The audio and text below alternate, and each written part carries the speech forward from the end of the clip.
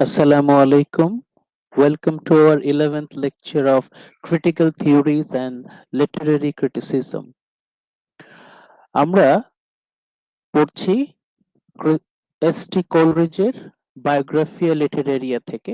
আমরা বায়োগ্রাফিয়া লিটারেরিয়ার মূল বক্তব্যগুলো সেগুলো বোঝার চেষ্টা করেছি। গত ক্লাসে আমরা শুরু করেছি আমাদের আলোচনা। গত ক্লাসের সবচেয়ে গুরুত্বপূর্ণ যে বিষয়টা আমাদের আজকে আবারও আমি ফোকাস করতে চাচ্ছি সেটা হচ্ছে কোলরিজের the idea of creative imagination. এই পয়েন্টের রিভিশন দিয়ে আজকের লেকচারটা শুরু করতে যাচ্ছি। ক্রিয়েটিভ ইমাজিনেশন, সৃজনশীল কল্পনা, সৃষ্টিশীল কল্পনা। এস.টি. কোলরিজের বই Biographia Literaria, the first part of the work concerned with showing the evolution of philosophic creed. Samuel Taylor Coleridge তার যে দার্শনিক বিশ্বাস, দার্শনিক মতবাদ, তার একটা বিবর্তন আমরা দেখতে পাচ্ছি। তার একটা বিবর্তন আমরা দেখতে পাচ্ছি। An adherent of the associational psychology of Hartley. হার্টলির একটা মতবাদ আছে অ্যাসোসিয়েশনাল সাইকোলজি। অ্যাসোসিয়েশন মানে কি? কানেকশন খুঁজে বের করা। আমরা আমাদের আমরা সবাই কানেকশন খুঁজে বের করতে পছন্দ করি। বিভিন্ন জিনিসের মধ্যে আমরা কানেকশন খুঁজে বের করতে পছন্দ করি, একটা প্যাটার্ন খুঁজে বের করতে পছন্দ করি। এই কানেকশন খুঁজে বের করাটাই হচ্ছে কল্পনা। আমি আরেকটু ব্যাখ্যা করছি। To discard the mechanical system for the belief that mind is not a passive. Neoclassical পিরিয়ডে বিশ্বাস করা হতো যে আমাদের মন হচ্ছে শুধুমাত্র যা দেখে সেটাই সঞ্চয় করে রাখে। আমাদের মনটা হচ্ছে একটা ক্যামেরার মতো, ভিডিও ক্যামেরার মতো, এটা সবকিছু রেকর্ড করে রাখে। প্যাসিভ, এটা যা দেখে সেটাই রেকর্ড করে রাখে এবং সেই অনুযায়ী কল্পনা করে। কল্পনা নিওক্লাসিক্যাল পিরিয়ডের বিশ্বাস অনুযায়ী কল্পনা হচ্ছে একটা মেকানিক্যাল প্রসেস, একটা যান্ত্রিক প্রক্রিয়া। মন যা দেখে সেইটাই সে রিপ্রোডিউস করে, পুনরায় উৎপাদন করে। এই যে সে যা দেখছে যা শুনছে ওইটাই রিপ্রোডিউস করা, কোন রকম অল্টারেশন, কোন রকম মডিফিকেশন ছাড়া। এটাই ছিল নিওক্লাসিক্যাল পিরিয়ডের কল্পনা সম্পর্কে ধারণা। মানে মাইন্ডকে মনে করা হতো একটা প্যাসিভ মাইন্ড, মাইন্ডকে কনসিডার করা হতো প্যাসিভ অ্যাপারেটাস। মন শুধুমাত্র দেখে, দেখে সেটা রেকর্ড করে এবং ওইটাই রিপ্রোডিউস করে কোন রকম পরিবর্তন, অল্টারেশন, মডিফিকেশন ছাড়া। কিন্তু কোলরিজ এসে যে কথাটা বললেন, বিশেষ করে হার্টলির অ্যাসোসিয়েশনাল সাইকোলজি, এইটাকে অ্যাটাচ করে উনি বললেন যে আমাদের মন মোটেও প্যাসিভ না। Our mind is not passive at all. আমাদের মনটা খুবই অ্যাক্টিভ। আমাদের মন very active in the apprehension of reality. আমাদের মন শুধুমাত্র প্যাসিভলি আমরা আশেপাশে যা দেখছি, শুনছি, বুঝছি সেটা রেকর্ড করে তা না, বরং মন নিজস্ব কিছু আইডিয়া ক্রিয়েট করে। সে বাইরে শুধু যা দেখছে শুধু সেইটাই সে রেকর্ড করে না, বরং সে ক্রিয়েটিভ, সে নতুন কিছু সৃষ্টি করে। নিওক্লাসিক্যাল পিরিয়ডের ধারণা ছিল মন, mind is not creative, mind passive, মন শুধু রেকর্ড করে এবং ওই অনুযায়ী কল্পনা প্রেজেন্ট করে। কিন্তু কোলরিজ বলছেন কোন সাইকোলজি থেকে অনুপ্রাণিত হয়ে বলছেন? হার্টলের অ্যাসোসিয়েশনাল সাইকোলজি। কি বলছেন? যে আমাদের মনটা খুবই অ্যাক্টিভ এবং যখন চারপাশে সবকিছু মন রেকর্ড করে তখন কিন্তু সে নিজে অনেক কিছু আইডিয়া সৃষ্টিও করে, ক্রিয়েট করে। ক্রিয়েশন, আমাদের মন হচ্ছে খুবই ক্রিয়েটিভ। এরপরে আরেকটা আমরা আলোচনা করেছিলাম, the discussion involves his definition of imagination. এরপরে কোলরিজ কল্পনার একটা সংজ্ঞা দেওয়ার চেষ্টা করেছেন, মানে সাধারণ কল্পনার একটা জেনারেল আইডিয়া দেওয়ার চেষ্টা করেছেন। ডেফিনিশনটা আমরা পরে আলোচনা করছি। The discussion involved his definition of imagination. ইমাজিনেশনকে উনি আরেকটা নাম দিয়েছেন এমপ্লাস্টিক পাওয়ার। কল্পনা ওনার মতে একটা বিশেষ সৃষ্টিশীল, সৃজনশীল ক্ষমতা। এখন কল্পনা এমন একটা ক্ষমতা, এমন একটা দক্ষতা, এমন একটা স্কিল। এখানে ফ্যাকাল্টি বলতে বোঝানো হচ্ছে skill. Imagination is such a skill. Imagination, কল্পনা শক্তি হচ্ছে এমন এক ক্ষমতা, এমন এক দক্ষতা যার মাধ্যমে দ্য সোল, আমাদের আত্মা, আমাদের মন, সোল মাইন্ড দুটো একসাথে এখানে বোঝানো হচ্ছে, যেভাবে বাই হুইচ, একটা স্কিল। কল্পনা হচ্ছে একটা স্কিল দক্ষতা, এর মাধ্যমে আমাদের মন perceives the spiritual unity of the universe. এই মহাবিশ্বের সবকিছুই কানেক্টেড, সবকিছুই একে অন্যের সাথে কানেক্টেড, সবকিছুর মধ্যে আছে স্পিরিচুয়াল ইউনিটি। যেটা আমরা গত ক্লাসে বলেছিলাম যে আমরা সবাই একই জীবনের বিভিন্ন প্রকাশ, আমরা সবাই একই জীবনের বিভিন্ন প্রকাশ, আমাদের সবার মধ্যে আছে আত্মিক একটা মেলবন্ধন, স্পিরিচুয়াল ইউনিট, আমরা সবাই একই জীবনের বিভিন্ন বহিঃপ্রকাশ। আমরা যদি এই কানেকশনটা ধরতে পারি, স্পিরিচুয়াল কানেকশনটা যদি ধরতে পারি, এই মহাবিশ্বে যা কিছু আছে, নদী, গাছপালা, পাথর, মানুষ, পশু পাখি, গবাদি পশু, কীট পতঙ্গ, ধুলাবালি, যা কিছু আছে, খনিজ সম্পদ, যা কিছু আছে, সবকিছুর মধ্যে একটা স্পিরিচুয়াল ইউনিটি আছে। এই স্পিরিচুয়াল ইউনিটি আমাদেরকে বুঝতে সাহায্য করে হচ্ছে এই কল্পনা শক্তি।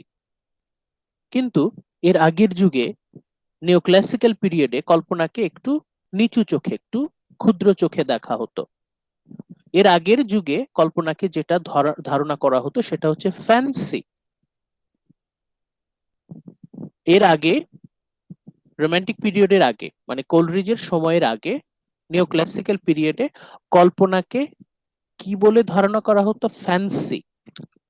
ফ্যান্সির ডেফিনিশনটা আমি আবার রিপিট করব, আমি সবাইকে আবার ইনভিটেশন দিই। ওয়ালাইকুম আসসালাম। আমি সবাইকে আবার ইনভিটেশন দিয়ে আমি আজকের লেকচারটা শুরু করে দেই। আমাদের এই কোলরিজের যে মানে আইডিয়া গুলো, এগুলো প্রচুর ডিসকাশন করতে হবে, আলোচনা না করলে দেখবেন কনফিউশন লাগবে। এই জন্য আপনারা সবসময় এই বিশেষ করে কোলরিজের ধারণাটা একটু অ্যাবস্ট্রাক্ট, তো একটু ঝাপসা, আমরা আলোচনার মাধ্যমে যতটুকু সহজ করা যায়। আপনাকে কিন্তু অ্যাক্টিভলি ইনভলভড হতে হবে, শুধুমাত্র শুনলে কিন্তু বুঝবেন না। অ্যারিস্টটলের পোয়েটিক্স সহজ ছিল মোটামুটি, ওয়ার্ডসওয়ার্থের প্রিফেস মোটামুটি স্ট্যান্ডার্ড। কোলরিজের আইডিয়াটা কিন্তু একটু ডিফিকাল্ট, এটা কিন্তু আপনাকে অ্যাক্টিভলি ডিসকাশনে যদি না আসেন, আপনি যদি পার্টিসিপেট না করেন, তাহলে কিন্তু আপনি সমস্যায় পড়ে যাবেন। আমরা আজকের লেকচারটা শুরু করছি রিভিশনের মাধ্যমে, যেটা খুবই গুরুত্বপূর্ণ। সেটা হচ্ছে, গত ক্লাসে আমরা আলোচনা করেছি fancy and imagination. What is fancy, what is imagination? আপনারা যদি ডিকশনারিতে খেয়াল করেন, দেখবেন দুইটার অর্থ একই, দুটার অর্থই কল্পনা দেখাচ্ছে। কিন্তু কোলরিজ ফ্যান্সি বলতে বুঝাচ্ছেন দুর্বল কল্পনা, যান্ত্রিক কল্পনা, যেটা নিওক্লাসিক্যাল পিরিয়ডে বিশ্বাস করা হতো। নিওক্লাসিক্যাল পিরিয়ডে আলেকজান্ডার পোপ, ড্রাইডেন, তার সময়ে কল্পনাকে একটু নিচু চোখে দেখা হতো, কারণ তখন কল্পনাকে মোটেও প্রাধান্য দেয়া হতো না। ফ্যান্সি, কোলরিজ ফ্যান্সি বলতে বুঝাচ্ছেন দুর্বল যান্ত্রিক কল্পনা। Coleridge builds his theory on the basic distinction between fancy and imagination. উনি fancy আর imagination দুটার মধ্যে, দুটা আইডিয়ার মধ্যে পার্থক্য করছেন। The term fancy for the 18th century view of imagination. অষ্টাদশ শতকে কল্পনাকে একটু নিচু চোখে দেখা হতো, কল্পনাকে অবহেলাই করা হতো। যারা সাহিত্যিক ছিলেন প্রথম সারির, তারা কেউ কল্পনাকে অতটা পাত্তা দিতেন না, কল্পনাকে অতটা তারা গুরুত্ব দিতেন না। তাদের কাছে কল্পনা গুরুত্বপূর্ণ উপাদান ছিল না সাহিত্যের জন্য। কেন? কারণ তাদের মতে কল্পনা মানে হচ্ছে ফ্যান্সি। ফ্যান্সি মানে কি? It was essentially a mechanical, যান্ত্রিক process and determined by the law of association. আমরা আমাদের মাইন্ড, অষ্টাদশ শতকে যারা মনস্তত্ত্ববিদ, সাহিত্যিক, তারা বিশ্বাস করতেন যে আমাদের মনটা হচ্ছে একটা যন্ত্রের মতো, আশেপাশে যা দেখছে, শুনছে, বুঝছে, সে সবকিছু রেকর্ড করে, সে সবকিছু প্যাসিভ ওয়েতে সবকিছু সে রেকর্ড করে। তারপর সে যা দেখছে, যা শুনছে, যা বুঝছে, সেইটাই সে রিপ্রোডিউস করে, কোন রকম মডিফিকেশন, অল্টারেশন ছাড়া। সে যা দেখছে, যা বুঝছে, যা শুনছে, সেইটাই সে রিপ্রোডিউস করে, পুনরায় সেটা উৎপাদন করে। On this view, imagination does not modify. 18th সেঞ্চুরির যে পুরাতন মতবাদ অনুযায়ী কল্পনা কিন্তু কোনো কিছু মডিফাই করে না, কোনো কিছু চেঞ্জ করে না। Much less does it transform the materials. সে আশেপাশে যা কিছু ম্যাটেরিয়াল পাচ্ছে, বিষয়বস্তু পাচ্ছে, সে কিন্তু কোনো কিছু পরিবর্তন করছে না, ট্রান্সফর্ম করছে না, মডিফিকেশন করছে না। সে যা দেখছে সেটাই ভিডিও ক্যামেরার মতো রেকর্ড করছে এবং সেইটাই জাস্ট রিপ্রোডিউস করছে, একটু অদল বদল করে, একটু হয়তো এডিট করে, সামান্য একটু এডিট করে সেটা সে রিপ্রোডিউস করছে। এখানে কিন্তু ক্রিয়েটিভিটির কোনো কিছু নাই, পুরোটাই হচ্ছে মেকানিক্যাল। একজন মুভির এডিটর যে কাজটা করেন, অলরেডি শুটিং শেষ, সে শুধু দৃশ্যগুলো এডিট করছে। এডিটরের কিন্তু গুরুত্ব এখন বেশি, কিন্তু একটা সময় এডিটরকে কিন্তু কেউ অতটা সিরিয়াসলি পাত্তা দিত না। 18th সেঞ্চুরিতে ফ্যান্সি, কল্পনা, এটার গুরুত্ব তেমন বেশি ছিল না, কারণ সবার মতে, বিশেষ করে যারা চিন্তাবিদ তাদের মতে, কল্পনা জাস্ট একটা যান্ত্রিক প্রক্রিয়া। আমাদের মন প্যাসিভ ওয়েতে সবকিছু রেকর্ড করে, পরে সেটাকেই কোনো রকম ট্রান্সফরমেশন, কোনো রকম মডিফিকেশন ছাড়া সেটাকে রিপ্রোডিউস করে। কোলরিচ এই দুর্বল যান্ত্রিক কল্পনাকে বলছেন ফ্যান্সি। এটাকে উনি অতটা গুরুত্ব দিচ্ছেন না, উনি গুরুত্ব দিচ্ছেন ইমাজিনেশন। ইমাজিনেশন আইডিয়াতে উনি গুরুত্ব দিচ্ছেন। What is imagination? ফ্যান্সি ছিল ক্রিয়েটিভ, ফ্যান্সি ছিল মেকানিক্যাল, আর ইমাজিনেশন কি? ক্রিয়েটিভ। 18th সেঞ্চুরিতে ফ্যান্সি আইডিয়াটা, এটা হচ্ছে যান্ত্রিক, যান্ত্রিক দুর্বল কল্পনা। আর কোলরিজ বলছেন উই নিড ইমাজিনেশন। ইমাজিনেশন মানে কি? In contrast two fancy, imagination is essentially creative. Imagination হচ্ছে সৃষ্টিশীল। আমাদের মন প্যাসিভ না, আমাদের মন হচ্ছে ভেরি অ্যাক্টিভ। এটা শুধু ওই প্যাসিভ ওয়েতে সবকিছু রেকর্ড করছে তা না, আমাদের মন দেখছে, বুঝছে, সেটা গ্রহণ করছে এবং নিজে কিছু তৈরি করছে। যা কিছু দেখছে সে সেটা ট্রান্সফর্ম করছে, মডিফিকেশন করছে। ইমাজিনেশন হচ্ছে ক্রিয়েটিভ প্রসেস, সৃজনশীল প্রক্রিয়া। মন শুধুমাত্র সবকিছু প্যাসিভ ওয়েতে রেকর্ড করছে তা না, বরং মন অনেক ধারণা, অনেক দৃশ্য সে নিজে তৈরি করছে। এই যে কিছু তৈরি করা, এটাই হচ্ছে, এটাকে বলে হচ্ছে ক্রিয়েটিভ, নিজে থেকে কোনো কিছু তৈরি করা।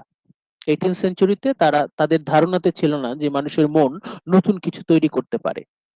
কিন্তু কোলরিজ এসে বলছেন যে মানুষের মন যথেষ্ট অ্যাক্টিভ, ভেরি ভেরি অ্যাক্টিভ, এবং মানুষের মন নতুন নতুন ধারণা তৈরি করতে পারে, তৈরি করতে পারে।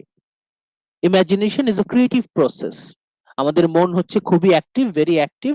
এটা শুধু আশেপাশে রিয়েলিটিতে যে পারসিভ করছে, সে ওইটাকে সে মেকানিক্যালি শুধু নিচ্ছে না, বরং ভেতরে নেয়ার পর সে যা কিছু দেখছে, তার যে সিনারি, ইমেজারি গুলো, যে ইমেজ গুলো, যে সাউন্ড গুলো, টেক্সচার, টেস্ট, স্মেল, যা কিছু সে গ্রহণ করছে, রেকর্ড করছে, এটা ভেতরে নেয়ার পর সে এগুলোকে অল্টার করছে, মডিফাই করছে, ট্রান্সফর্ম করছে, ক্রিয়েটিভ ওয়েতে নতুন কিছু নিয়ে আসার চেষ্টা করছে। এইটাই হচ্ছে ইমাজিনেশন। এখন ইমাজিনেশনকে কোলরিজ আবার দুই ভাগে ভাগ করেছেন।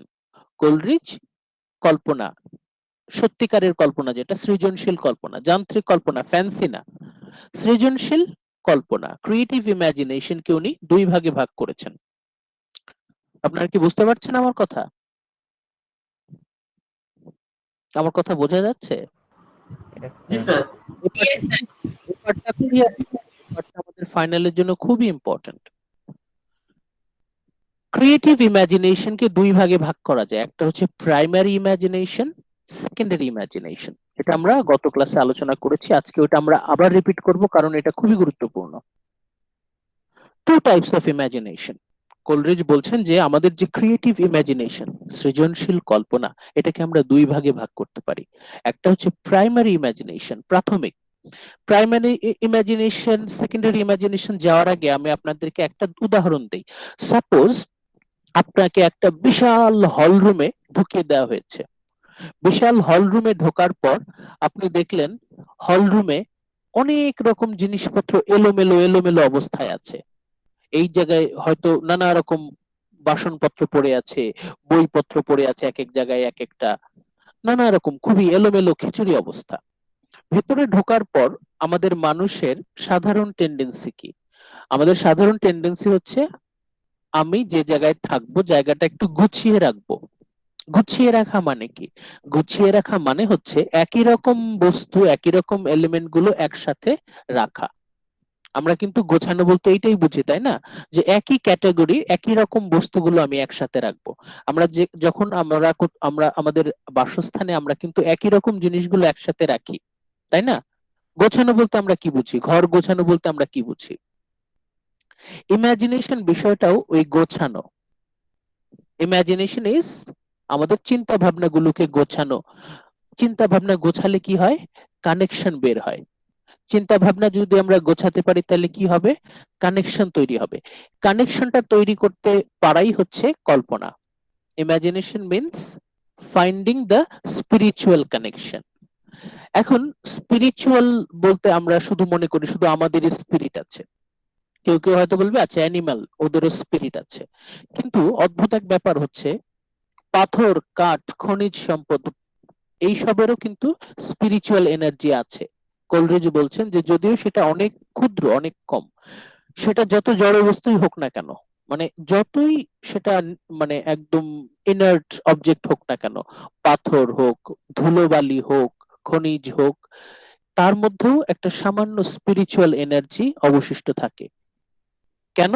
কারণ সেটাকে মডিফাই করা যায়, ট্রান্সফর্ম করা যায়। যতক্ষণ পর্যন্ত কোনো এলিমেন্টকে ট্রান্সফর্ম করা যাবে, অণুপরমাণু বেস পর্যন্ত কিন্তু ট্রান্সফর্ম করা যায়। তার মানে তার মধ্যে একটা স্পিরিচুয়াল এনার্জি আছে। সহজ কথায় এনার্জি আছে। আমাদের মধ্যেও এনার্জি আছে, পাথরের টুকরোর মধ্যেও এনার্জি আছে। এই যে এনার্জির কানেকশনটা, এই কানেকশনটা বের করতে পারাই হচ্ছে ইমাজিনেশন। ক্রিয়েটিভ ইমাজিনেশনের দুটো ভাগে ভাগ করেছেন। Number one, primary imagination. Primary imagination কি? একটু আগে যেটা বললাম, যে হল রুমে আপনাকে ঢুকিয়ে দেওয়া হলো, আপনাকে বলা হলো আপনি এই হল রুমে থাকবেন, কিন্তু হল রুমে ঢুকে দেখলেন সব এলোমেলো অবস্থা, কোনো কিছু ঠিক নাই। তখন আপনি বললেন যে আমার কাছে যা কিছু আছে এটা কি আমি গুছাবো, গুছিয়ে মোটামুটি একটা বাসস্থান তৈরি করব। এই যে আপনি এক্সিস্টিং যা কিছু আছে, কোনো কিছুকে না ফেলে দিয়ে, কোনো কিছুকে ধ্বংস না করে যা কিছু আছে ওইটাকেই আপনি সুন্দর করে যখন গোছাচ্ছেন, তখন এটার সাথে আমরা প্রাইমারি ইমাজিনেশনের একটা সম্পর্ক খুঁজে পাই। তাহলে প্রাইমারি ইমাজিনেশন কি, যেটা আমরা গত ক্লাসে আলোচনা করেছি? দ্য এলিমেন্টাল পাওয়ার, প্রাথমিক একটা ক্ষমতা অফ বেসিক হিউম্যান পারসেপশন। আমাদের সবারই এই ক্ষমতাটা আছে, খুবই প্রাথমিক একটা ক্ষমতা। সেটা কি? which enables us to identify, to discriminate and to synthesize. Identify, discriminate, synthesise. প্রথমে হল রুমে ঢোকার পর আমি আইডেন্টিফাই করব যে এখানে কয় ধরনের অবজেক্ট আছে, কি কি বস্তু আছে এখানে, আইডেন্টিফাই করব। তারপর আমি ডিসক্রিমিনেট করব। ডিসক্রিমিনেট করব মানে একটা থেকে আরেকটা আলাদা করব, একই রকম বস্তুগুলো আমরা আলাদা করব।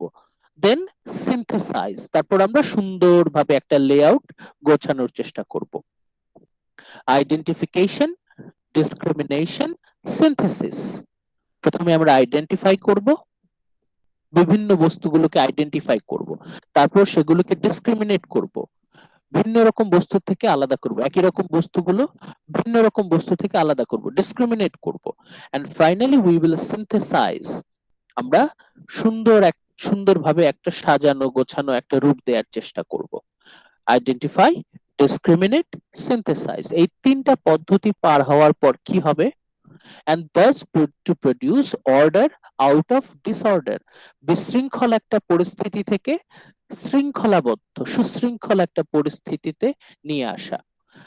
চারপাশের পরিবেশ বিশৃঙ্খলা থেকে শৃঙ্খলায় নিয়ে আসা।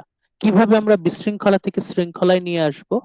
প্রথমে আমরা আইডেন্টিফাই করব, একই রকম বস্তুগুলো আমরা আইডেন্টিফাই করব, তারপর ডিসক্রিমিনেট করব, ভিন্ন রকম বস্তুগুলো আলাদা করব, একই রকম বস্তুগুলো আইডেন্টিফাই করব, ভিন্ন রকম বস্তু আলাদা করব, and finally we will synthesize, তারপর আমরা সাজাবো সুন্দর করে। যদি আমরা আইডেন্টিফিকেশন, ডিসক্রিমিনেশন, সিনথেসিস এই তিনটা স্টেপে আমরা যেতে পারি, তাহলে কি হবে? আমাদের চারপাশের বিশৃঙ্খল অবস্থার মধ্যে শৃঙ্খলা ফিরে আসবে। We will be able to establish order out of disorder. বুঝতে পারছেন? বিশৃঙ্খল অবস্থা থেকে শৃঙ্খল অবস্থায় নিয়ে আসা। চারপাশে এলোমেলো, আমরা এলোমেলো অবস্থা থেকে সাজালাম। বুঝতে পারছেন বিষয়গুলো? Yes, sir.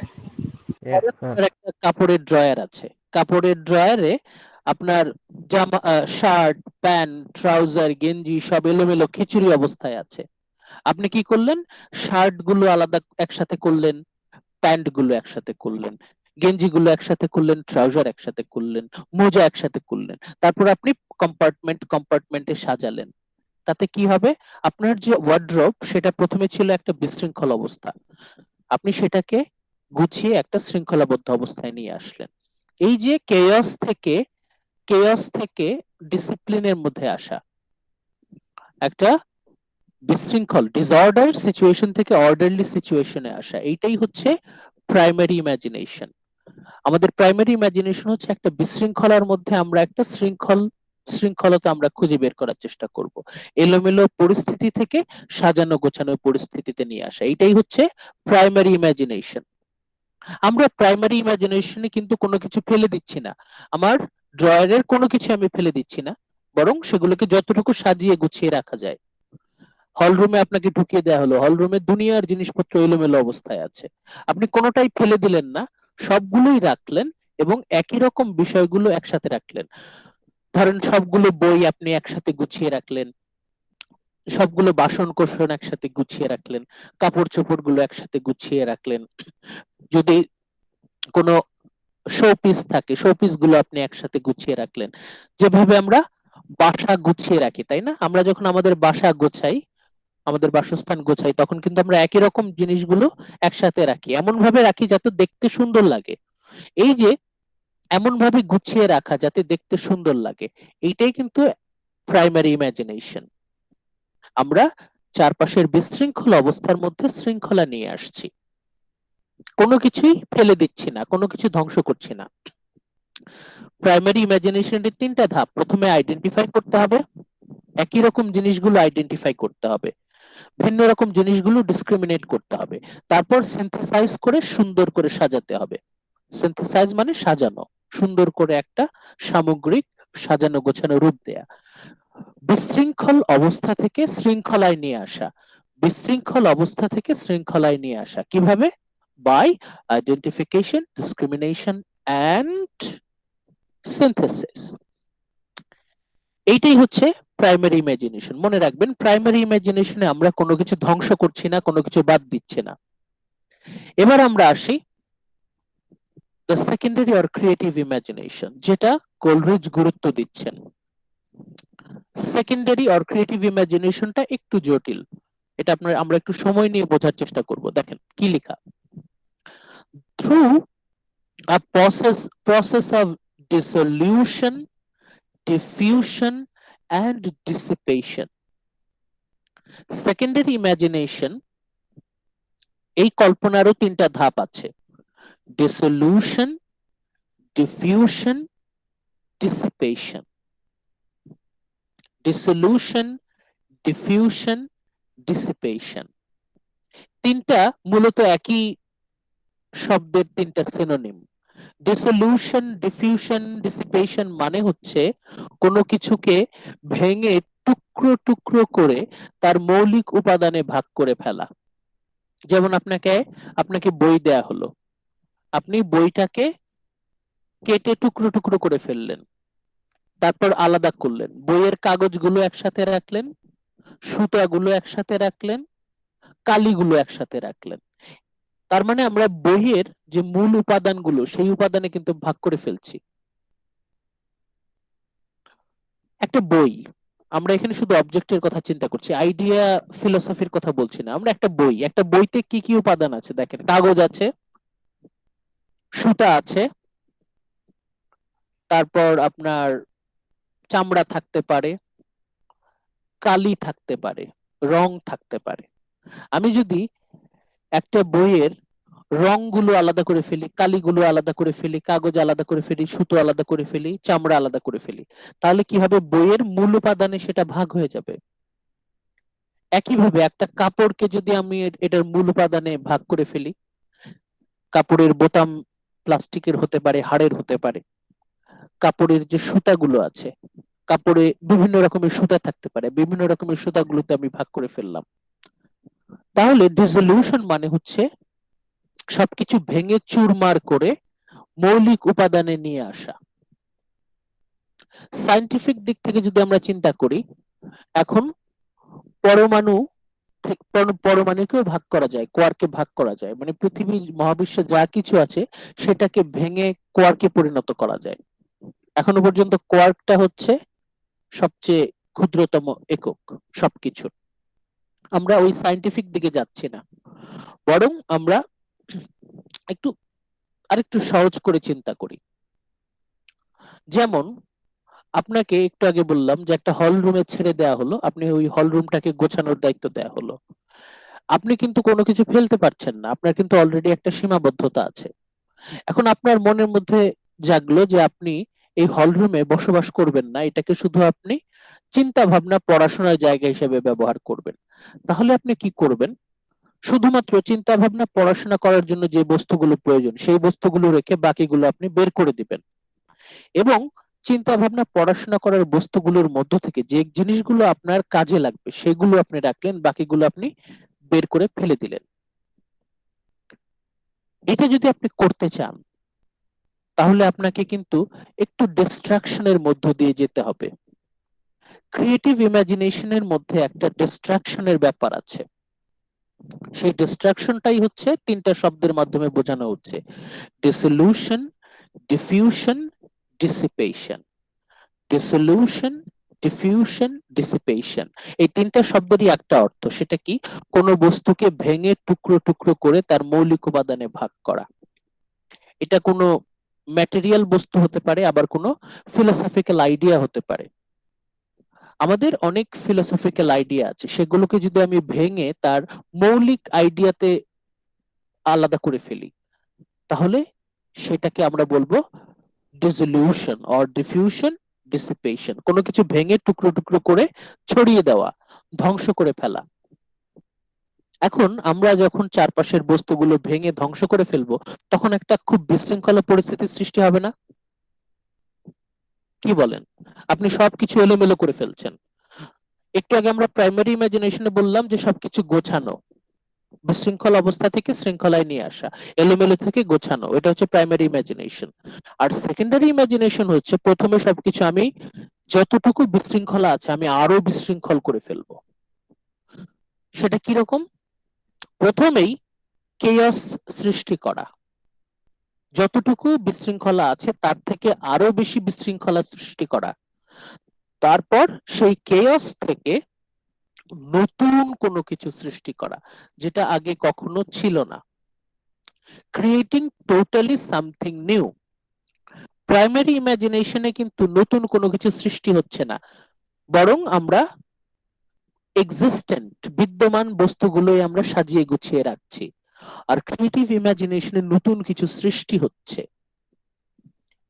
মহাবিশ্বে যেমন সৃষ্টি হয়েছিল বিগ ব্যাং এর মাধ্যমে নতুন কোনো কিছু সৃষ্টি হচ্ছে, সেই রকম ক্রিয়েটিভ ইমাজিনেশনে প্রথমেই একটা যতটুকু বিশৃঙ্খলা আছে তার থেকেও বেশি বিশৃঙ্খলা তৈরি করতে হবে, একটা কেয়স, খুবই বিশৃঙ্খলা একটা পরিস্থিতি সৃষ্টি করতে প্রথমে ধ্বংস করতে হবে, তারপর নতুন করে গোড়া থেকে নতুন একটা দুনিয়া সৃষ্টি করতে হবে।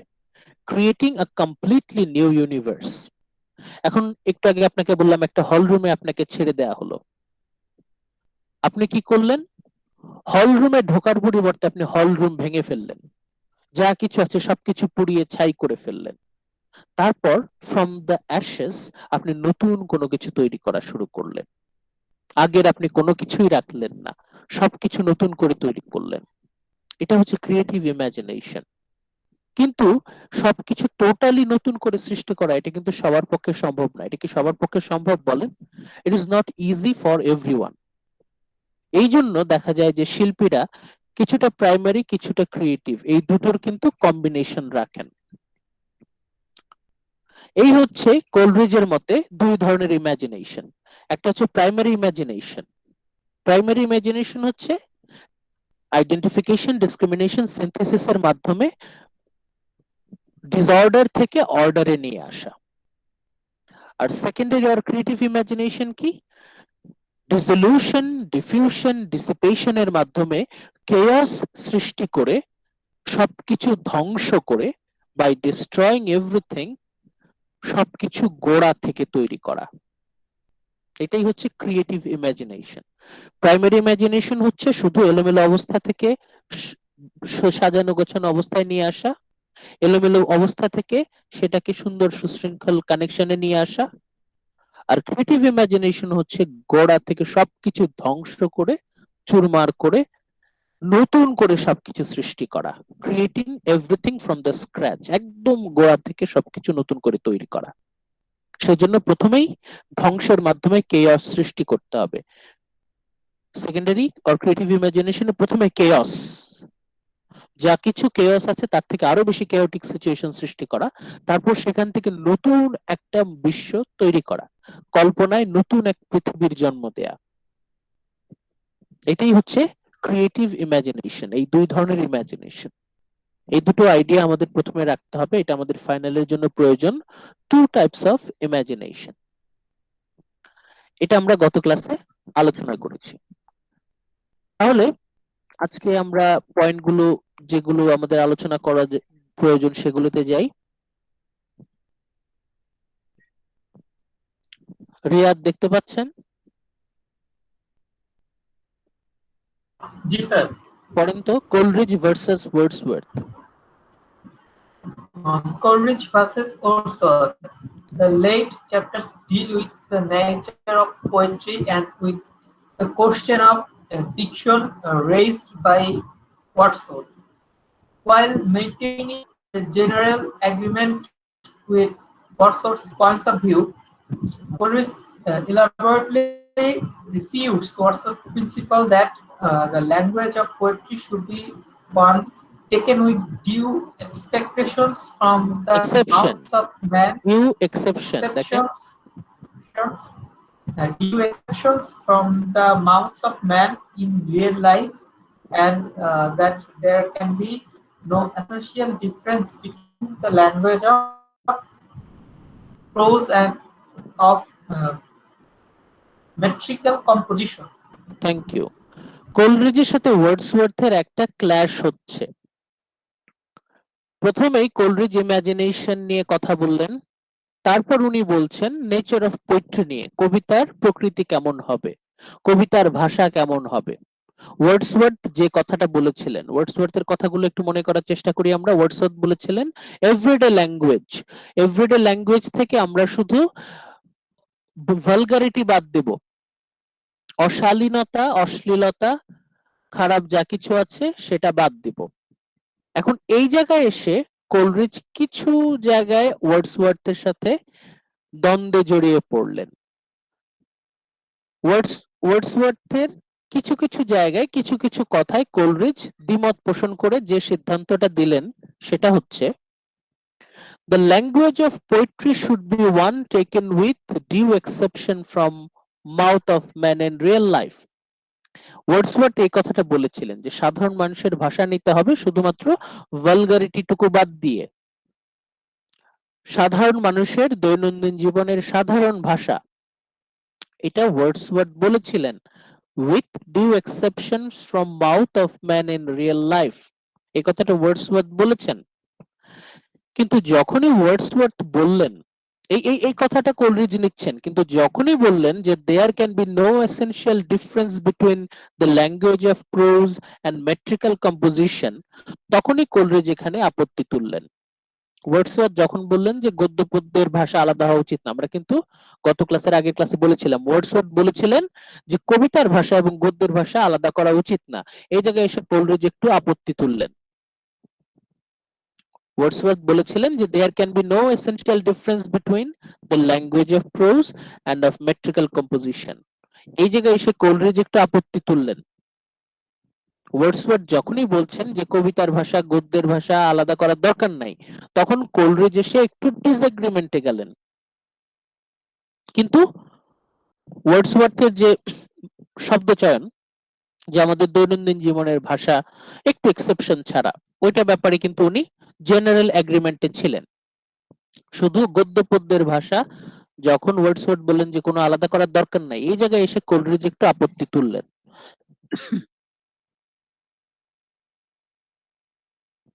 এখন আপনাদেরকে নিয়ে যাই,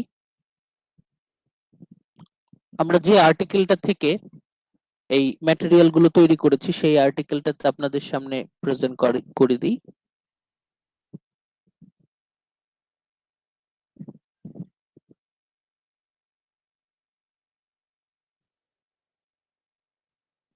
দেখতে পাচ্ছেন আপনারা? ভিজিবল দেখা যাচ্ছে?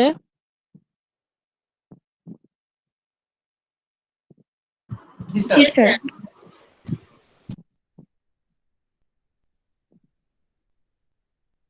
আমরা ইমাজিনেশনটা অলরেডি কভার করেছি, এটা আপনাদের ফাইনালের জন্য ইম্পর্টেন্ট। ইমাজিনেশনটা আপনারা খুব মন দিয়ে পড়বেন, যে উনি ফ্যান্সি বলতে কি বুঝিয়েছেন, প্রাইমারি ইমাজিনেশন কি, সেকেন্ডারি ইমাজিনেশন কি, এটা আমরা কভার করেছি। এখন আমরা কভার করছি Coleridge's view of poetry and the poet. Coleridge কবিতার সংজ্ঞা দিয়েছেন এবং কবির সংজ্ঞা দিয়েছেন, এই দুটো আইডিয়া আমাদের ক্লিয়ার করতে হবে। আমরা যেটা করব, রিডিং পড়ে আমরা বের করার চেষ্টা করব। ইরফান দেখতে পাচ্ছেন? ইরফান, Yes, sir, দেখতে পাচ্ছি। ইন দ্য পোয়েট্রি থেকে একটু পড়েন তো। Yes, sir. In the poetry of language, he would include to begin unrhythmed imaginative writing. Unrhymed. Unrhymed imaginative writing. The writing of Plato and Bishop Taylor furnish undeniable proof that poetry of the highest kind may exist without meter. আচ্ছা, এখানে কি বলছে? First chapter. এখানে একটু আমরা আস্তে আস্তে যাই। এইটুকুতে কোলরিজ বলছেন যে প্লেটো, বিশপ টেইলর, প্লেটো বড় বড়, এরা তো বড় বড় দার্শনিক সাহিত্যিক, এরা বলে গেছেন যে highest kind of poetry may exist without metre. Metre ছাড়াও কবিতা লেখা সম্ভব, রিদম ছাড়া, মিটার ছাড়া, ছন্দ ছাড়া, ছন্দ অন্তমিল ছাড়াও কবিতা লেখা সম্ভব। Poetry of the highest kind may exist without metre. ছন্দ যে থাকতেই হবে কবিতার মধ্যে এটা তা না, বরং শ্রেষ্ঠ কবিতা, কবিতার যে শ্রেষ্ঠত্ব সেটা কিন্তু ছন্দের উপর নির্ভর করে না, ছন্দ ছাড়াও শ্রেষ্ঠ কবিতা লেখা সম্ভব। ওকে, ইরফান কন্টিনিউ করেন। Yes, sir. The first chapter of ইসায়া। Isaiah, indeed, a very large portion of the whole book is poetry in the most emphatic sense. How can you distinguish a poem proper from its poetry, which too has language as its medium, like the writings of Plato and the book of Isaiah? আচ্ছা, এখানে reference দিচ্ছে যে আমরা কিভাবে distinguished করতে পারি a poem from poetry. Poem কি, poetry কি? আমরা সাধারণত কি বুঝি? পোয়েম হচ্ছে একটা কবিতা, পোয়েট্রি মানে হচ্ছে কবিতার কালেকশন, কবিতার বই। পোয়েম হচ্ছে সিঙ্গুলার, পোয়েট্রি হচ্ছে প্লুরাল, তাই না? এটা তো আমাদের আইডিয়া ছিল। এখন কোলরিজ এসে বলছেন যে আমাদের এই আইডিয়াটা একটু পরিবর্তন করা উচিত। পোয়েট্রি মানে শুধু প্লুরাল না, আরো কিছু ব্যাপার আছে। কোলরিজ থেকে পড়েন এখন। কোলরিজ says that, ইরফান পড়েন। Yes. Coleridge says that the poem proper combines the same elements as are found in imaginative prose composition in a different manner because it aims at a different object. কি বলছে? Coleridge বলছেন একটা কবিতার মধ্যে আমরা গদ্যের মতো same element, একই বিষয়বস্তু পাই, as are found in imaginative prose composition, মানে কবিতার মধ্যে আমরা যা কিছু এলিমেন্ট পাই গদ্যের মধ্যেও কিন্তু আমরা একই রকম পাই, কিন্তু গদ্য আর পদ্যের পার্থক্যটা কোথায়? ম্যানারে পার্থক্য আছে। পদ্য এক ম্যানারে লেখা, প্রোজ ডিফারেন্ট ম্যানারে লেখা, কারণ because it aims at different object. পদ্য একদিকে নির্দেশ করে, গদ্য আরেক দিকে নির্দেশ করে। পদ্য এবং গদ্য তাদের যে নির্দেশনা, তারা কোন দিকে ডিরেক্ট করছে আমাদের মনোযোগ, সেটা কিন্তু আলাদা থাকে।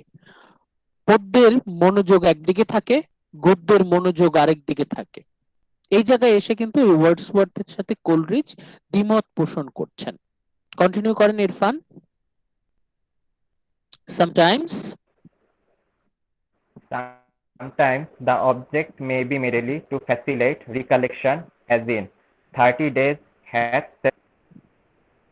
Sometimes the purpose may be even communication of truth, and such communication may give us pleasure, but this pleasure is not the immediate end, but is indirectly obtained, while pleasure is the immediate end of poetry. এখানে বলা হচ্ছে যে কবিতার function কি হতে পারে। Coleridge কবিতার function নিয়ে কথা বলছেন শুরুতে, কবিতার সংজ্ঞা দেওয়ার আগে he is talking about function. কবিতা, আমরা ছোটবেলায় কবিতা ব্যবহার করেছি মুখস্থ করার সুবিধার জন্য, স্মৃতিচারণের সুবিধার জন্য, মনে রাখার সুবিধার জন্য আমরা পদ্য ব্যবহার করেছি, তাই না? যেমন 30 days at September, April, June and November, কোন মাসে কত দিন আছে, এটা আমরা ছোটবেলায় মুখস্থ করেছি। টু ফ্যাসিলিটেট রিকালেকশন, পোয়েট্রির মাঝে মাঝে ব্যবহার করা হয় পোয়েমস স্মৃতিশক্তিকে একটু সহজভাবে মনে রাখার জন্য, মানে স্মৃতিশক্তি সহজ যেন আমরা অ্যাচিভ করতে পারি। টু ফ্যাসিলিটেট রিকালেকশন, আমাদের যাতে সহজে মনে রাখে। কিন্তু আমরা অন্য উদ্দেশ্য থাকে, কবিতার অন্য উদ্দেশ্য থাকে। ছোটবেলায় কিন্তু আমরা মুখস্থ করার সুবিধার জন্য পদ্য ব্যবহার করেছি। আবার কখনো কখনো পদ্যকে ব্যবহার করা হয় কমিউনিকেশন অফ ট্রুথ, কোনো কিছু যোগাযোগ, সত্য কোনো যোগাযোগ, সত্য কোনো কিছু জানানোর জন্য, কমিউনিকেশনের জন্য কিন্তু ব্যবহার হয়। কিন্তু such communication may give us pleasure, কবিতার মাধ্যমে আমরা একটা সত্য জানতে পারলাম, কবিতার মাধ্যমে আমরা একটা সত্য কিছু জানতে পারলাম, এটা আমাদেরকে আনন্দ দিতে পারে, তাই না? কবিতার মাধ্যমে আমরা একটা সত্য কিছু জানতে পারলাম, যেমন সবার উপরে মানুষ সত্য তাহার উপরে নাই। ঠিক আছে না? এটা এটা এই শব্দটা, এই কবিতা লাইনটা আপনারা জানেন না? সবার উপরে মানুষ সত্য তাহার উপরে নাই।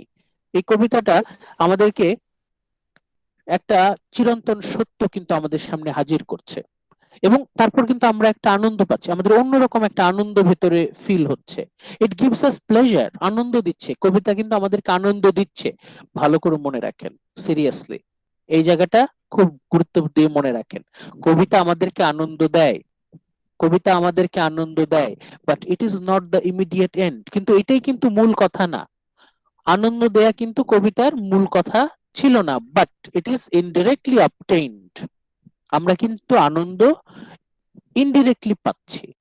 while pleasure is the immediate end of the play, poetry কি কথা বলছে আপনারা মনে হয় বেশিরভাগই এটা ধরতে পারেননি, সেজন্য আমি এটা আবার হাইলাইট করছি, ভালো করে খেয়াল করেন। আমি প্রথমে বলছিলাম পোয়েমের কথা, পোয়েম, পরে বলছি পোয়েট্রির কথা। ভালো করে খেয়াল করেন, আপনারা কিন্তু বেশিরভাগ বুঝতে পারছেন না, আমি জানি, কারণ এই জায়গাটা খুবই কনফিউজিং, সেজন্য আমি আস্তে আস্তে যাচ্ছি। প্রথমে কি বলছেন কোলরিজ, যে আমরা পোয়েম, আমরা প্রথমে বলছি পোয়েমের কথা, POEM, পোয়েম, পদ্য, পোয়েম সিঙ্গুলার। পোয়েমকে ব্যবহার করা হয়েছে টু ফ্যাসিলিটেট রিকালেকশন, যাতে ভালোভাবে মুখস্থ থাকে, এই জন্য মুখস্থ করার সুবিধার্থে আমরা পোয়েম, পদ্য ব্যবহার করি। আবার কখনো কখনো কমিউনিকেশন অফ ট্রুথ, এবং কমিউনিকেশন অফ ট্রুথটাই মুখ্য, ইনফরমেশন জানা, সত্য জানা, সেটাই মুখ্য, আর আনন্দ পাওয়াটা হচ্ছে ইনডিরেক্ট, সেকেন্ডারি। এটা হচ্ছে পোয়েমের কথা।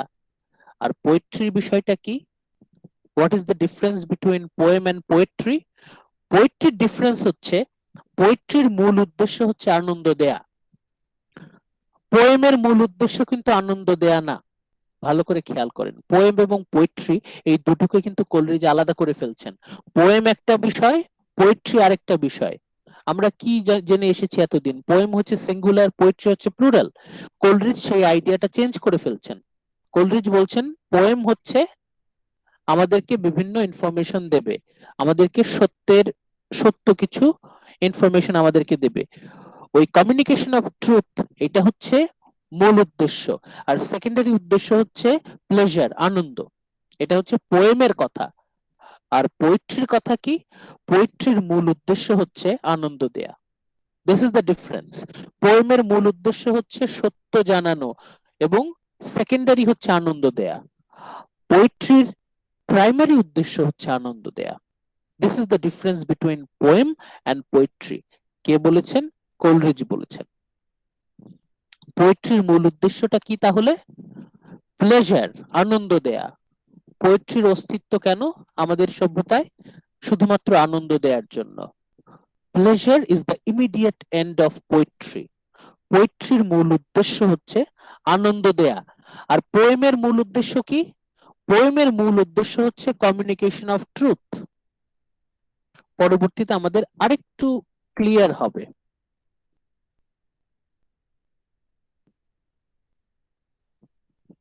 সঞ্জিদা দেখতে পাচ্ছেন?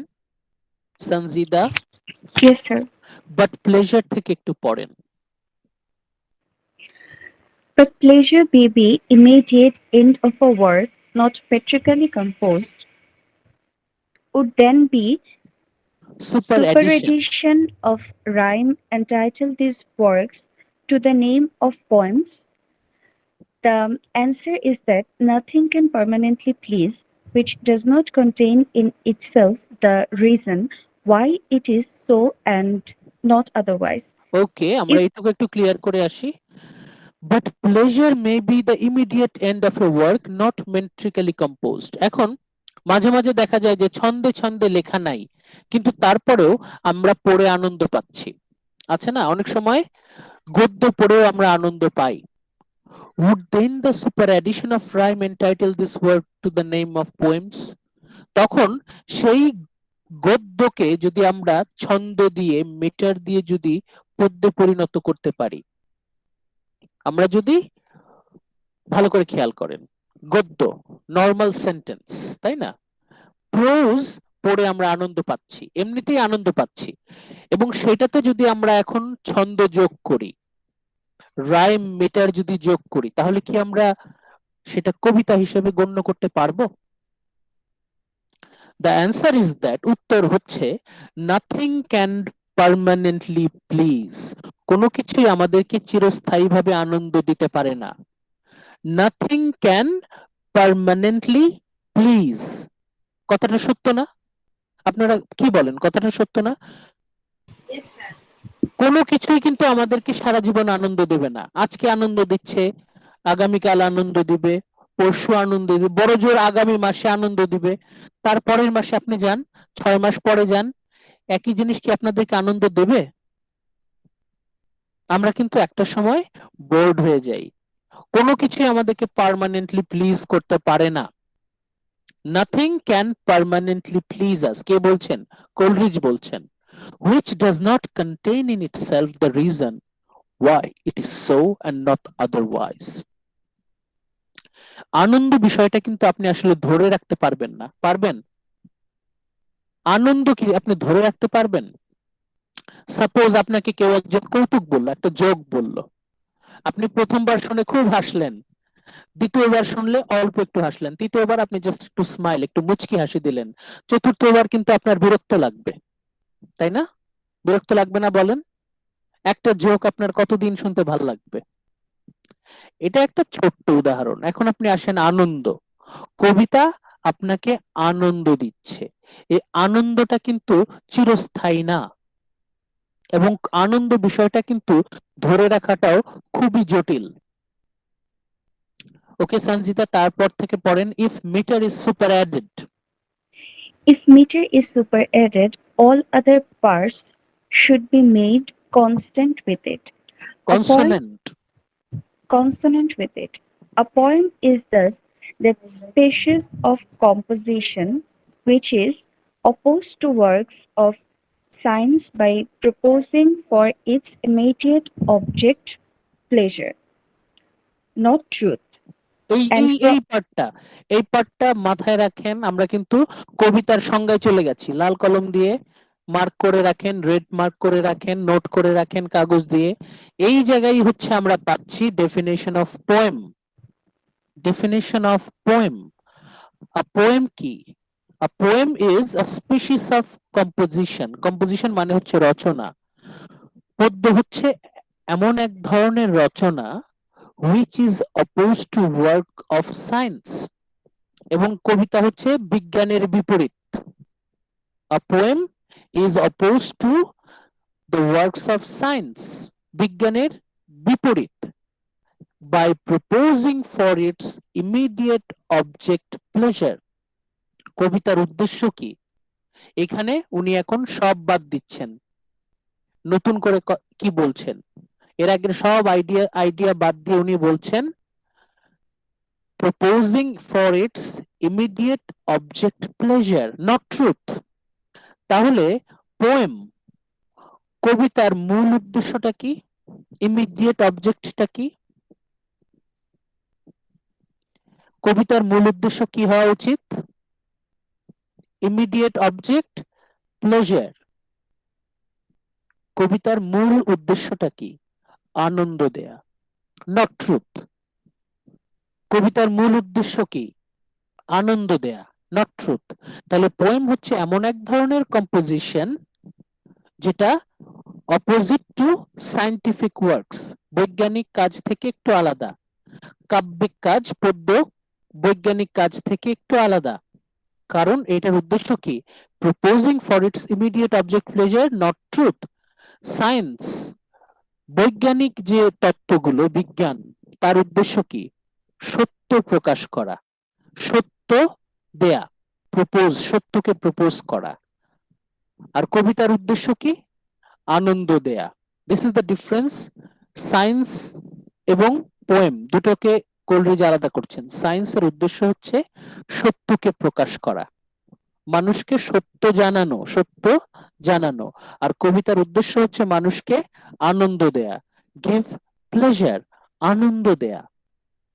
আবার পড়েন তো সঞ্জিতা।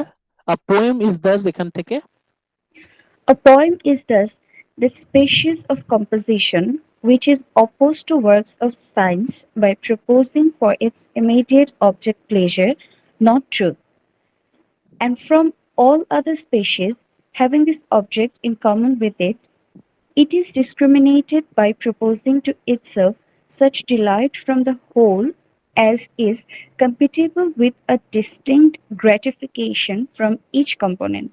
খুব জটিল কিন্তু বিষয়টা, মাথা ঠান্ডা রেখে না ধরলে কিন্তু সব হারায় যাবে। আমরা একটু ধৈর্য ধরি, আমরা সবাই একটু ধৈর্য ধরি। এই জায়গায় একটু ধৈর্য ধরি, আমি আপনাদেরকে রিকোয়েস্ট করছি, এই জায়গায় একটু ধৈর্য ধরতে হবে। From all other species of composition, অনেক রকমের রচনা আছে। আমরা আমরা রচনা লিখি, প্রবন্ধ লিখি, আমরা জার্নাল লিখি, ডায়েরি লিখি, অনেক রকমের অনেক কিছু আমরা লিখি। কিন্তু কবিতা হচ্ছে একটা বিশেষ ধরনের লেখা, বিশেষ ধরনের লেখা যার মূল উদ্দেশ্য হচ্ছে পাঠককে আনন্দ দেয়া। কবিতার মূল উদ্দেশ্য কি? পাঠককে আনন্দ দেয়া। অন্য সব রচনার থেকে কবিতা কোন দিক থেকে আলাদা? It is discriminated. কিভাবে এটা বিচ্ছিন্ন অন্য সবগুলোর থেকে? By proposing to itself such delight from the whole as it compatible with a distinct gratification from each component. এমনিতে পড়তে হয়তো একটু কঠিন লাগছে, আমি সহজ করে বলে দিচ্ছি।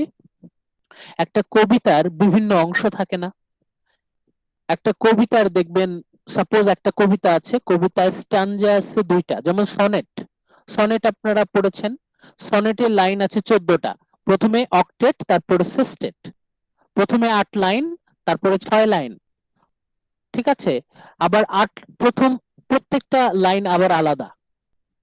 কবিতার বিশেষত্ব হচ্ছে কবিতার গোটাটা থেকে আমরা একটা আনন্দ পাবো, আবার কবিতার প্রত্যেকটা কম্পোনেন্ট, প্রত্যেকটা পার্ট থেকেও আমরা আনন্দ পাবো। ভালো করে খেয়াল করেন, কবিতা ওভারঅল আমাদেরকে আনন্দ দেবে। আমরা যদি কবিতাকে খন্ডে খন্ডে ভাগও করে ফেলি, ওই প্রত্যেকটা পার্ট থেকেও আমাদের একই রকম আনন্দ আসবে। ধরেন আমি পুরাটাকে বললাম ওভারঅল ডিলাইট, ওভারঅল প্লেজার, আর ওই প্রতিটা লাইনের আনন্দকে আমরা বললাম সেপারেটেড প্লেজার। সেপারেটেড, খন্ড খন্ড আনন্দটা সামগ্রিক আনন্দের সাথে তার একটা সামঞ্জস্য থাকবে। ভালো করে খেয়াল করেন, কবিতার যে আলাদা আলাদা পার্ট, প্রত্যেকটা পার্ট থেকেই আমরা আনন্দ পাবো এবং ওভারঅল পুরো কবিতা থেকে আমরা একটা আনন্দ পাবো। এই যে খন্ড খন্ড আনন্দ এবং পুরোপুরি সামগ্রিক আনন্দ, এর মধ্যে একটা সামঞ্জস্য থাকবে, কম্প্যাটিবল হবে। দ্য ফ্র্যাগমেন্টেড ডিলাইট, কবিতার বিভিন্ন পার্ট থেকে যে আমরা আনন্দটা পাবো, it is compatible with distinct gratification of each component. এমন না যে গোটা কবিতা থেকে আমি এক ধরনের আনন্দ পাবো আর এক একটা পার্ট থেকে আমরা এক এক রকম আনন্দ পাবো। এটা কিসের সাথে কানেক্টেড? এটা হচ্ছে ইউনিটির সাথে কানেক্টেড। ওই যে আমরা পড়েছিলাম না, অ্যারিস্টটল তার পোয়েটিক্সে বলেছিলেন যে কবিতার মধ্যে ইউনিটি থাকতে হবে, ট্র্যাজেডির মধ্যে ইউনিটি থাকতে হবে। টোটাল একটা থিমের উপর ভিত্তি করে যাবতীয় অ্যাকশন রিভলভ করবে, সবকিছুই কানেক্টেড থাকবে। কবিতার আনন্দের বেলায়ও তাই। কবিতার যে বিভিন্ন অংশ এক এক রকম আনন্দ দেবে, এই সব রকম আনন্দের মধ্যে একটা কানেকশন থাকবে। There will be a connection of different types of pleasure. ধরেন একটা কবিতার 10টা লাইন আছে, 10টা লাইন থেকে আপনি 10 রকম আনন্দ পাবেন, কিন্তু এই 10 রকম আনন্দের মধ্যে একটা যোগসূত্র থাকবে। 10টা লাইন পড়ার পরে আমি ওভারঅল একটা আনন্দ পাবো। বুঝতে পারছেন? এইটাই হচ্ছে কবিতার সংজ্ঞা। এইভাবেই কোলরিজ কবিতার সংজ্ঞা দিতে চাচ্ছেন। কোলরিজ কিন্তু ওই ওয়ার্ডসওয়ার্থের মতো একদম ডিরেক্ট মুখস্থ করার মতো একটা সংজ্ঞা দিচ্ছেন না, উনি একটা আইডিয়া দিচ্ছেন যে কবিতা এর মানে কি হতে পারে, what is the meaning, what is the definition of poem. এই টোটালটা থেকে কিন্তু আমাদের মিনিংটা আসবে। এরপরে কোলরিজ বলছেন such a poem Coleridge calls a legitimate poem. এটাকেই আমরা বলতে পারি একটা সার্থক কবিতা। লেজিটিমেট মানে তো মানে আইনি, তাই না? লেজিটিমেট আমরা শব্দটা ইউজ করি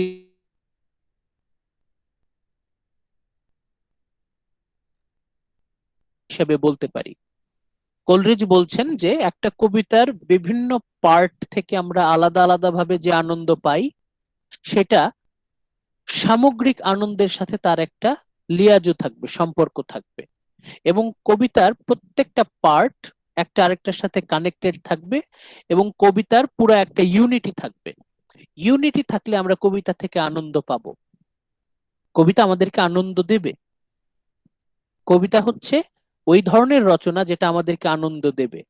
কবিতার প্রত্যেকটা পার্ট আলাদা আলাদা ভাবে আনন্দ দেবে, আবার আমি পুরো কবিতা পড়ে একটা সামগ্রিক আনন্দ পাবো। বাট আলটিমেটলি মূল উদ্দেশ্যটা কি? কবিতার মূল উদ্দেশ্য হচ্ছে পাঠককে আনন্দ দেয়া, to give pleasure, to give delight to reader. কবিতার মূল উদ্দেশ্য কি? পাঠকের মনে আনন্দ নিয়ে আসা। এবং একই সাথে আমরা আবার মনে করি যে ওই যে বলেছিলেন আমরা আমরা প্লটের বেসিক এলিমেন্টস পড়েছিলাম 5টা, তার মধ্যে আমরা একটা পড়েছিলাম determinate structure, organic structure. Tragic পোয়েট্রিতে ইউনিটি থাকতে হবে, অর্গানিক স্ট্রাকচার থাকতে হবে, একটা ডিটারমিনেন্ট স্ট্রাকচার থাকতে হবে, যেটা আমরা পড়েছিলাম। সেটার কানেকশন আমরা এখানে পাচ্ছি। কোলরিজ বলছেন different parts of poetry, the parts of which mutually support and explain each other. কবিতার যে বিভিন্ন পার্ট গুলো একটা আরেকটাকে মিউচুয়ালি সাপোর্ট দিবে এবং একটা আরেকটাকে ব্যাখ্যা করবে। প্রত্যেকটা পার্টের গুরুত্ব অপরিসীম। কবিতার যে বিভিন্ন অংশগুলো আছে, প্রত্যেকটা অংশ একটা আরেকটার সাথে connected. Poem must contain an organic definitive structure. এর মানে কি? কবিতার প্রত্যেকটা অংশই গুরুত্বপূর্ণ। একটা অংশ আরেকটা অংশকে সাপোর্ট দিবে, একটা অংশ আরেকটা অংশকে কমপ্লিমেন্ট করবে, এক্সপ্লেইন করবে। এটাকে বলে অর্গানিসিজম, অর্গানিক স্ট্রাকচার মেনটেইন করা। যদি কবিতার মধ্যে ইউনিটি থাকে, কবিতার মধ্যে যদি একটা সেন্ট্রাল থিম থাকে, তাহলে কিন্তু একটা ওভারঅল প্লেজার দেয়াটা সহজ কবির জন্য। অর্গানিক স্ট্রাকচার মেনটেইন করাটা, এটাকে বলে অর্গানিসিজম। এই organicism originates from a corresponding organic process. এই অর্গানিসিজম এই যে অর্গানিক স্ট্রাকচার, আমরা বলছি যে কবিতার স্ট্রাকচারটা হতে হবে অর্গানিক, কবিতার স্ট্রাকচারটা হতে হবে ইউনাইটেড, মানে কবিতার প্রত্যেকটা পার্ট একটা আরেকটার সাথে কানেক্টেড থাকতে হবে। আমি যদি যে কোনো একটা অংশ খুলে নেই, যে একটা অংশ যদি আমি আলাদা করে ফেলি, পুরো কবিতা কিন্তু ভেঙে পড়বে, পুরো স্ট্রাকচার ভেঙে পড়বে। প্রত্যেকটা পার্ট ইম্পর্টেন্ট। এখন প্রত্যেকটা পার্ট যদি ইম্পর্টেন্ট হিসেবে আমরা যদি স্ট্রাকচারটা দাঁড় করাতে যাই, তাহলে it originates from a corresponding organic process. তাহলে কবিতা লেখার যে পদ্ধতি সেটাও অর্গানিক হতে হবে। অর্গানিক প্রসেস মানে কি? কবিতা লেখার যে প্রসিডিওর সেটা কানেক্টেড হতে হবে, বিশৃঙ্খল হওয়া যাবে না। এবং কবিতা কে লিখবে? Source is poet. কবি, কবির সংজ্ঞা কি? কবির সংজ্ঞা দিয়েছেন এই জায়গায়, কে পড়বেন? সুমাইয়া সুমি পড়েন তো। Yes, sir. কবির সংজ্ঞা দিয়েছেন, definition of poet. The poet described definition. The poet described in ideal. Sorry, can take it. হ্যাঁ হ্যাঁ, The poet described in ideal perfection brings the whole soul of man into activity with সাবঅর্ডিনেশন subordination of its faculties to each other according to their worth or dignity. He diffuse a tone and spirit of unity that blends and, as it were, fuses it into it by that synthetic and magical power to which we have exclusively appropriate the name of imagination. ওকে। কলরি যেখানেও বেশ কঠিন করে কথা বলেছেন, আমাদেরকে সহজ করে বুঝে নিতে হবে। পোয়েট, কবিকে, তুমি একটু mute করেন। The poet described in ideal perfection. Mute করবেন প্লিজ, আমি আমার কথা শুনতে পাচ্ছি। The poet described in ideal perfection. কবিতার সংজ্ঞা একটু আগে তো দিলেন, ডেফিনিশন অফ পোয়েম পেয়ে গেলাম। এখন poet, the poet described in ideal perfection brings the whole soul of man into activity. কবি হচ্ছে এমন একজন সত্তা যে পাঠকের পুরো আত্মাকে আলোড়িত করতে পারবে, জাগিয়ে তুলতে পারবে। কবি হচ্ছেন এমন একজন মানুষ যে পাঠকের আত্মাকে উনি অনুপ্রাণিত করতে পারবেন, জাগিয়ে তুলতে পারবেন, with subordination of its faculties to each other according to their worth of dignity. যার যার ক্ষমতা অনুযায়ী, যার যার যোগ্যতা অনুযায়ী তারা কবির আহ্বানে তারা সাড়া দেবে। কবি তাহলে এখানে একজন সোর্স অফ ইন্সপিরেশন হিসেবে কাজ করছেন। কবি তার পাঠককে, কবি মানুষকে অনুপ্রেরণা দেবে, ইন্সপিরেশন দেবে। He diffuses a tone and spirit of unity. কবিতার মধ্যে তো ইউনিটি থাকতেই হবে।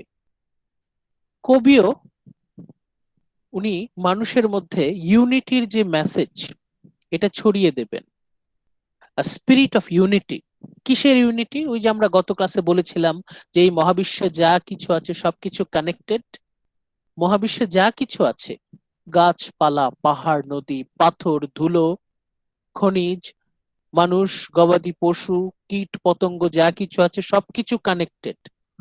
কবি এই যে নলেজটা, everything is connected, there is a spiritual unity, এই নলেজটা কবি সাধারণ মানুষের মধ্যে ছড়িয়ে দিবেন। The spirit of unity. সবকিছু বাইরে থেকে দেখলে মনে হয় আলাদা, but they are actually spiritually fused, spiritually connected, blended, each into each. সবাই connected by that synthetic and magical power. আমরা সবাই এক প্রায় জাদুকরী শক্তির মাধ্যমে সবাই কিন্তু একে অন্যের সাথে ওতপ্রোতভাবে জড়িত, আমরা সবাই কানেক্টেড। এই মেসেজটা কবি পাঠকের মধ্যে তুলে ধরবেন। কবির কবিতা এমন হবে যে আমরা রিয়েলাইজ করতে পারবো যে আমরা সত্যি সত্যি আমরা সবাই কানেক্টেড। এই যে ইউনিভার্সাল কানেকশন, স্পিরিচুয়াল কানেকশন, এই বিষয়টা কবি আমাদেরকে বুঝিয়ে দেবেন তার কবিতার মাধ্যমে।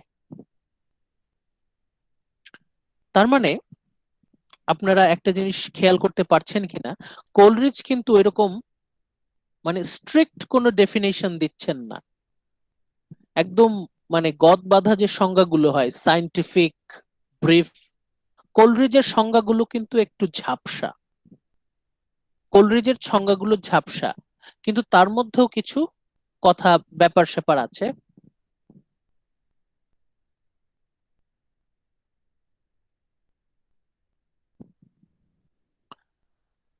লাস্ট প্যারাগ্রাফটা আমরা একটু পড়ে আমরা একটু রিভিউ করার চেষ্টা করি। Here it must be stress that pleasure and truth, একটু আগে আমরা বললাম না যে সায়েন্স আমাদেরকে ট্রুথ দেয় আর পোয়েট্রি আমাদেরকে প্লেজার দেয়। Pleasure and truth which Coleridge seems to separate are given both by poetry and science. Poetry আমাদেরকে আনন্দ দিচ্ছে, সায়েন্স আমাদেরকে ট্রুথ দিচ্ছে। কোলরিজের কথা এটা যে সায়েন্স আমাদেরকে সত্য উপস্থাপন করে আর পোয়েট্রি আমাদেরকে আনন্দ দেয়।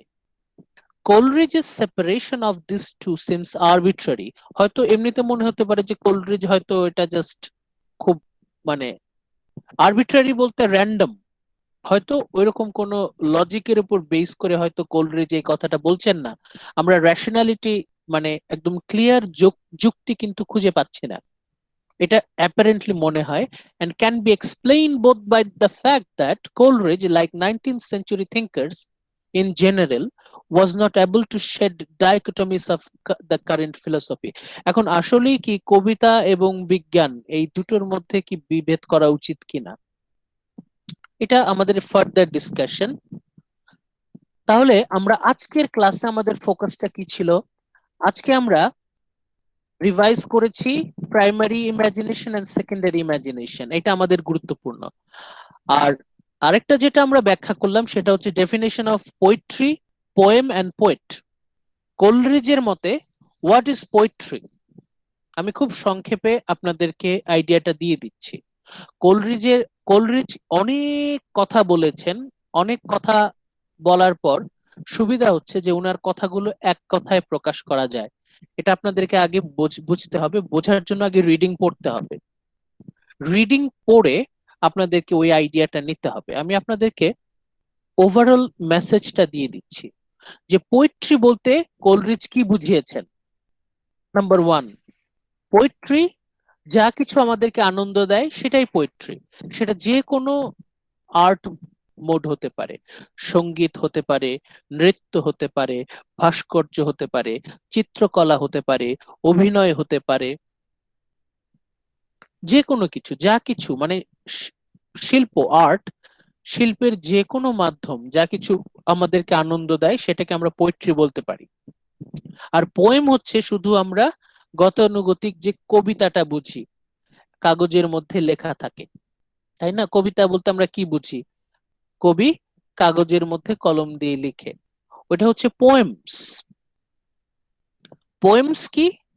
কম্পোজিশন, এটা এক ধরনের রচনা যেটা আমাদেরকে আনন্দ দেবে। পোয়েট্রি হচ্ছে একটা ব্রড ধারণা, একটা বিশাল ধারণা। পোয়েট্রি একটা ব্রড ধারণা, আর্ট শিল্প যেমন একটা বিশাল ধারণা, পোয়েট্রিও একটা বিশাল ধারণা। পোয়েট্রি শুধুমাত্র কাগজে কলমে লেখা কবিতা পোয়েট্রি না, পোয়েট্রি বলতে এখানে সবকিছু আসতে পারে, যেটা বললাম, এটা গান হতে পারে, নাচ হতে পারে, অভিনয় হতে পারে, ছবি আঁকা হতে পারে, ভাস্কর্য হতে পারে, স্থাপত্য হতে পারে, ইনফিনিট ক্যাটাগরিজ অফ আর্ট আছে। যা কিছু আমাদেরকে আনন্দ দেয়, যে শিল্পের যে মাধ্যম, শিল্পের যে সমস্ত মাধ্যম আমাদেরকে আনন্দ দেয় সবগুলোকে আমরা বলতে পারি পোয়েট্রি। এবং পোয়েট্রির মূল উদ্দেশ্য হচ্ছে আনন্দ দেয়া। আর পোয়েম, পোয়েম কি? পোয়েমও আমাদেরকে আনন্দ দেবে, তবে পোয়েম হচ্ছে আমরা গতানুগতিক ভাবে যেটা বুঝি কবিতা। তার মানে কোলরিজ পোয়েট্রিকে অনেকটা আর্ট মিডিয়াম হিসেবে বিবেচনা করছেন। পোয়েট্রি, আর্ট, এই দুটোর মধ্যে উনি কানেকশন করে ফেলছেন। আর গতানুগতিক আমরা কবিতা যেটা বুঝি সেটা হচ্ছে পোয়েমস। পোয়েমস এর মূল উদ্দেশ্য হচ্ছে মানুষকে আনন্দ। তাহলে আমরা ডেফিনেশন কি বলতে পারি? কবিতা হচ্ছে সেই রচনা যেটা আমাদেরকে আনন্দ দেয়। কবিতা হচ্ছে সেই ধরনের রচনা যা আমাদেরকে আনন্দ দেয়। কবিতা সামগ্রিকভাবে ওভারঅল আমাদেরকে আনন্দ দেবে এবং এর বিভিন্ন পার্ট গুলো আমাদেরকে বিভিন্ন রকম আনন্দ দেবে, তবে এর মধ্যে একটা কানেকশন থাকবে। কবিতার মধ্যে কবিতার যে এলিমেন্ট গুলো প্রত্যেকটা এলিমেন্ট একটা আরেকটার সাথে কানেক্টেড থাকবে। Poem will have an organic structure. কবিতার এলিমেন্ট গুলোর মধ্যে ইউনিটি থাকবে। এখন এই যে ইউনিটি, এই যে কানেকশন, এটা আসলে রিপ্রেজেন্ট করছে the spiritual unity of the universe, যেটা হচ্ছে কবির দায়িত্ব। কবির দায়িত্ব হচ্ছে সাধারণ মানুষের মধ্যে এই স্পিরিচুয়াল ইউনিটির ব্যাপারটা বুঝিয়ে দেয়া। এখন এই বিষয়টা হচ্ছে আপনাদেরকে বেশ বেশ মন দিয়ে পড়তে হবে। বেশ মন দিয়ে না পড়লে আপনারা আসলে এটা রিয়েলাইজ করতে পারবেন না, কারণ কোলরিজের কথাগুলো যতটা না মানে সাহিত্যিক তার থেকে বেশি আধ্যাত্মিক, যেটা আপনারা গত ক্লাসে কিছুটা হলেও বুঝতে পেরেছেন। উনি যখন নেচার সেলফ নিয়ে কথা বলেছেন, যখন উনি বলেছেন ইউনিভার্স, এই মহাবিশ্বে সবকিছু কানেক্টেড, যখন আমরা এই কানেকশনটা খুঁজে বের করতে পারি, when we will be able to find this spiritual connection, যখন আমরা এটা রিয়েলাইজ করব যে সবকিছুই কানেক্টেড, তখন আমরা আনন্দ পাবো। এই আনন্দটা দেয়াই হচ্ছে কবিতার উদ্দেশ্য। কবিতা আমাদেরকে আনন্দ দেবে কিভাবে? এইটুকু বুঝিয়ে যে আমরা সবাই কানেক্টেড, এভরিথিং ইজ কানেক্টেড। সবকিছু এই মহাবিশ্বে যা কিছু আছে সবকিছুর মধ্যে আছে স্পিরিচুয়াল কানেকশন, স্পিরিচুয়াল ইউনিটি। কবিতা আমাদেরকে সেই স্পিরিচুয়াল ইউনিটিটা বুঝতে সাহায্য করবে। যখন আমরা স্পিরিচুয়াল ইউনিটিটা বুঝে ফেলবো, তখন আমাদের মধ্যে আনন্দ আসবে। এই আনন্দ দেয়াটাই হচ্ছে পোয়েট্রি বা পোয়েমের মূল উদ্দেশ্য। পোয়েম আমাদেরকে আনন্দ দেবে, আমরা বুঝতে পারবো যে সবকিছু স্পিরিচুয়ালি কানেক্টেড, তখন আমরা আনন্দ পাবো। আর একজন কবি, তার কাজ হচ্ছে এই যে স্পিরিচুয়াল ইউনিটি, এই বিষয়টা মানুষকে বুঝিয়ে দেয়া, মানুষের মধ্যে সেই রিয়েলাইজেশনটা নিয়ে আসা যে এভরিথিং ইজ কানেক্টেড। তাহলে এই ছিল আমাদের আজকের আলোচনার বিষয়বস্তু। এটা আপনাদেরকে একটু নিজেদের একটু বুঝতে হবে, কারণ কোলরিজ বললাম যে কোলরিজটা পড়তে গিয়ে আপনারা একটু পেরেশানিতে পড়ে যাবেন, কারণ উনার কথাগুলো কিছু বোঝা যায় কিছু বোঝা যায় না। একটু ধৈর্য নিয়ে পড়তে হবে। অ্যারিস্টটলের কথাগুলো সহজ ছিল, কারণ অ্যারিস্টটল কথাগুলো বলেছিলেন তার ছাত্রদেরকে উদ্দেশ্য করে। ছাত্রদেরকে আমরা যখন বুঝাই তখন সহজ করে বলি না। অ্যারিস্টটলের পোয়েটিক্স এর ভাষা এই জন্য আমরা সহজে বুঝতে পেরেছি। উনি অল্প কথায় অনেক কিছু বুঝিয়েছেন, কিন্তু তার কথার মধ্যে কানেকশন ছিল। ওয়ার্ডসওয়ার্থের কথাগুলো বুঝতে সহজ হয়েছে, কারণ ওয়ার্ডসওয়ার্থ একটা কবিতার ইন্ট্রোডাকশন, সরি, একটা কবিতার বইয়ের সূচনাতে লিখে গিয়েছেন, ওটা টু দা পয়েন্টে লিখতে হয়েছে। কিন্তু কোলরিজের যে বিষয়টা, কেন কোলরিজের কথাগুলো বুঝতে আমাদের কষ্ট হচ্ছে, কারণ কোলরিজ তার এই বইটাতে অনেক ইলাবোরেট ওয়েতে লিখেছেন। তার কবিতার তার যে বায়োগ্রাফিয়া লিটারেরি, এটা হচ্ছে তার কবিতার বিশ্বাসগুলো, তার ফিলোসফি গুলো উনি এখানে তুলে ধরেছেন। ফিলোসফি বিষয়টা অল্প কথায় বলা যায় না, ফিলোসফি মোটেও অল্প কথায় বোঝানো যায় না। কোলরিজের কথাগুলো অনেক ব্যাপক, সেখান থেকে আমরা মূল মেসেজটা যতটুকু পারি বোঝার চেষ্টা করব। বায়োগ্রাফিয়া লিটারেরি এটা অনেক বিশাল একটা আইডিয়া, আমরা এত কিছু গ্রাস্প করতে পারবো না। আমরা তিনটা টপিক নিয়ে ফোকাস করব। তিনটা টপিক কি কি আমি খুব সংক্ষেপে আপনাদেরকে দেখিয়ে দিচ্ছি, ওখান থেকে আমরা দেখি। গত লেকচারে আমরা এই যে নেচার এন্ড সেলফ, এটা আপনাদের জন্য ইম্পর্টেন্ট। এই স্লাইডটা আপনারা ভালো করে মন দিয়ে পড়বেন, ভালো করে দেখেন। নেচার সেলফ, এই স্লাইডটা পড়বেন ভালো করে। তারপরের স্লাইডটা পড়বেন ক্রিয়েটিভ ইমাজিনেশন, তারপরেরটা পড়বেন fancy and imagination, two types of imagination. আবারও দেখাচ্ছি, গত ক্লাস থেকে আমরা কি কি পড়বো: nature and self, creative imagination, fancy and imagination, two types of imagination. চারটা স্লাইড, আপনারা এই চারটা স্লাইড মন দিয়ে পড়বেন। আর আজকে আমরা পড়লাম কি, আজকে আপনারা চলে যাবেন, এই যে হ্যান্ডআউটটা এটা অ্যাভেলেবল হবে, এই হ্যান্ডআউটের আপনারা চলে যাবেন হচ্ছে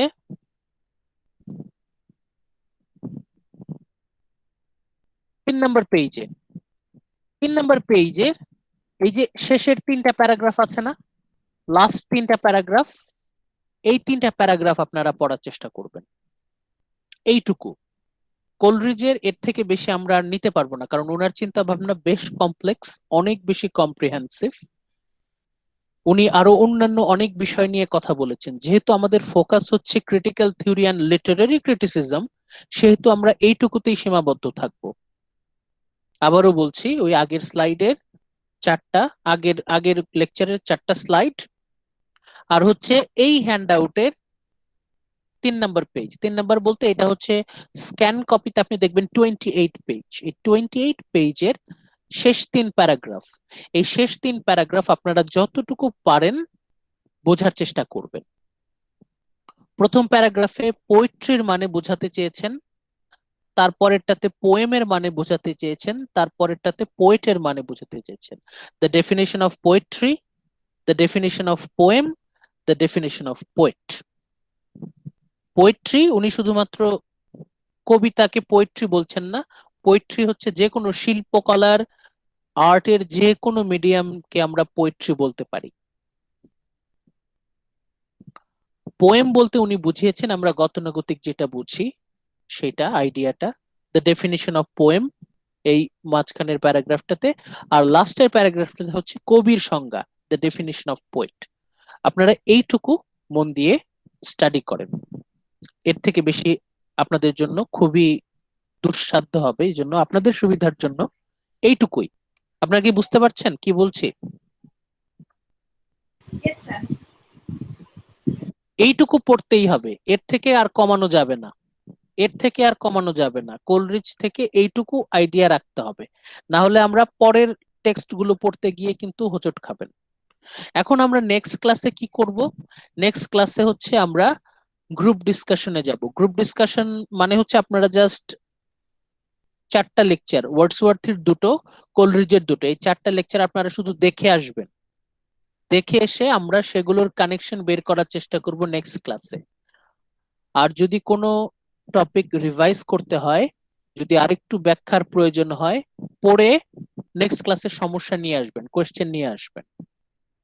তাহলে লেকচার 8, 9, 10, 11 আজকে নিয়ে গত 3 ক্লাস, টোটাল 4টা লেকচার আপনারা দেখে আসবেন। আমরা নেক্সট ক্লাসে গ্রুপ ডিসকাশন করব। গ্রুপ ডিসকাশন বলতে আমি আপনাকে পড়া ধরবো তা না, আপনাকে মুখস্থ করে আসতে হবে তা না, আপনি পড়ে কোয়েশ্চেন নিয়ে আসবেন, কোথায় কোথায় সমস্যা, আমরা সমস্যাগুলো সলভ করার চেষ্টা করব। হয়তো আপনি জানেন না, আপনার ক্লাসমেট জানে, সে আপনাকে হেল্প করবে। আমি হয়তো সহজ করে বলতে পারছি না, হয়তো আপনার এই ক্লাসমেট একজন সে সহজ করে বলে দিল। আমাদের গ্রুপ ডিসকাশনটা কিন্তু জরুরি, তাই না? বিশেষ করে আপনারা বুঝতে পারছেন যে কোলরিজ কিন্তু আপনি রিডিং পড়ে কিছুই পারবেন না, এটা কিন্তু আপনাকে বুঝতে হবে। এই যে আপনাদের হ্যান্ডআউটে যে দেখেন বিশাল বিশাল প্যারাগ্রাফ, এই প্যারাগ্রাফ গুলো এখান থেকে কিন্তু আপনারা অ্যান্সার লিখতে পারবেন না, এগুলো বুঝে নিজের মতো করে অ্যান্সার লিখতে হবে। সেটা বোঝার জন্য আমাদের লেকচারটা বোঝা জরুরি। আপনারা দেখেন লেকচারটা বুঝতে পারছেন কিনা। আমি আমার সাধ্যমতো চেষ্টা করছি কোলরিজের এই কঠিন কথাগুলোকে যত সহজভাবে আপনাদেরকে বোঝানো যায়, কিন্তু খুব বেশি সহজে যাওয়া যাবে না। খুব বেশি সহজ করলে আবার মেইন আইডিয়াটা নষ্ট হয়ে যাবে, একটা ব্যালেন্স রাখতে হবে। আপনারা লেকচার 8, 9, 10, 11 এই 4টা লেকচার আপনারা খুব ভালো করে দেখেন, দেখে কোন কোন কনসেপশন বুঝতে একটু কষ্ট হচ্ছে এটা আপনারা নেক্সট ক্লাস নিয়ে আসেন। গ্রুপ ডিসকাশন হবে নেক্সট ক্লাসটা, আমরা প্রবলেম সলভিং ক্লাস, এই দুটো টেক্সটের কনফিউশন ক্লিয়ার করব। বুঝেছেন? আপনাদের ক্লাসমেটদেরকে বলে দিয়েন যে নেক্সট ক্লাসে আমরা প্রবলেম সলভিং ক্লাস করব, কনফিউশন সলভ করব, ওয়ার্ডসওয়ার্থ, কোলরিচ, একটু দেখে আসবেন আপনারা, নইলে তো বলতে পারবেন না যে কোথায় কনফিউশন। একটু দেখে আসবেন যাতে আপনাদের সমস্যাগুলো আমরা আলোচনা করতে পারি। ওয়ার্ডসওয়ার্থের দুটো স্লাইড দেখে আসবেন, আর কোলরিজের হ্যান্ডআউট আর স্লাইড এই দুটো দেখে আসবেন। ফাইনালের কোয়েশ্চেন কেমন হবে এই দুটো থেকে, ওটাও আমরা নেক্সট ক্লাসে আলোচনা করে দিব। ওকে ওকে এভরিওয়ান, আজকে এই পর্যন্তই থাক তাহলে। Thank you everyone, take care, আসসালামু আলাইকুম। আসসালামু আলাইকুম স্যার। ওয়ালাইকুম আসসালাম। আসসালামু আলাইকুম স্যার। ওয়ালাইকুম আসসালাম।